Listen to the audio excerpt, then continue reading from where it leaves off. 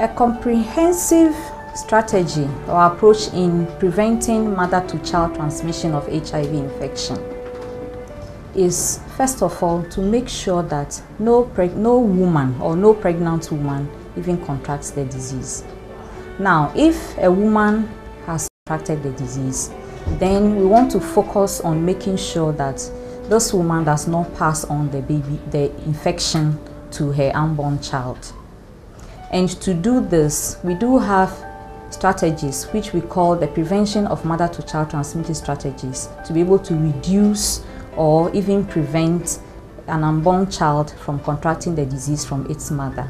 Some of the things that we do in our hospitals is to make sure that every pregnant woman who comes into our institution for antenatal care is counseled and offered to have HIV testing.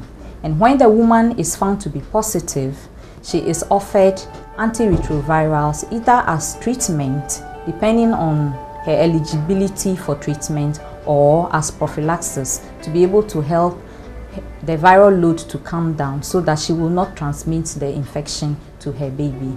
Then apart from that, when she has come to deliver, during labor and delivery, we also put in interventions so that we are not unduly making the baby come into contact with her mother's infected fluids, and in that way we are able to prevent the baby from getting the infection. Finally, of major importance is breastfeeding, because we do have problems with stigmatization. So the decision as to whether to breastfeed or not to breastfeed is a major concern for our mothers. So we do counsel them on that issue as well.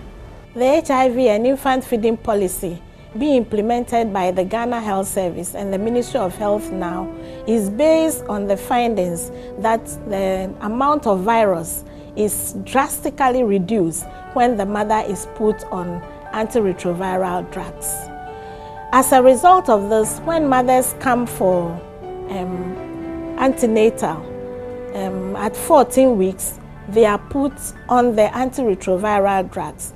And these mothers could be mothers who are already on the drugs or those who are put on it for a short term.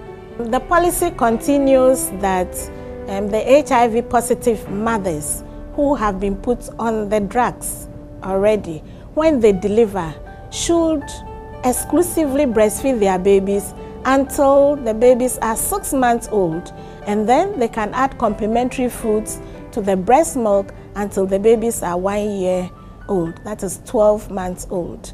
The mother then stops taking the drug when a month later, that is when their babies are 13 months old. The policy also recognizes a few mothers who insist that they do not want to breastfeed at all. In this situation, we have counselors in our health facility who will counsel them on the option that they want to give to the baby. They counsel them on affordability of the breast milk substitute, whether they can afford it. They also counsel them on hygienic preparation and safe preparation of the formula, and acceptability of that option to the whole family so that she does not face a problem.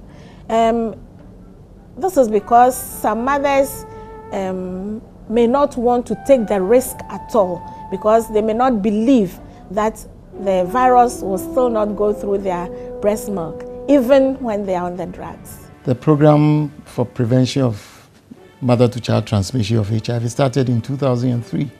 At that time, we were giving 1 tablet to the pregnant woman in labor called nevirapine. And then the child took a week's course of medication. In 2007, we had a better option of combining 2 tablets, given to the woman from 7 months or 28 weeks through delivery, and a week's course for the child. Then come last year, 2010, WHO and the global world, based on newer scientific evidence, changed this arrangement. And now our new guidelines specify that any pregnant woman who is HIV positive must be provided prophylaxis. Prophylaxis is medicine to prevent transmission from mother to child. So the woman takes this because of the child, not because of herself. And there are ways we determine whether the woman should go on treatment for her own right, or we provide the medicines because of the child. This starts from about 3 months, 14 weeks. She will take it throughout pregnancy, delivery, and continue for 1 year minimum after delivery. The aim is to substantially reduce transmission to the child. And if you take this medication as advised, then the probability of you passing the virus onto your child is drastically reduced. If you take every 100 women who go through this process, less than 5 would ever pass the virus onto the child. So that is a better option. That is what is used in the developed world, and Ghana has opted to use that medicine.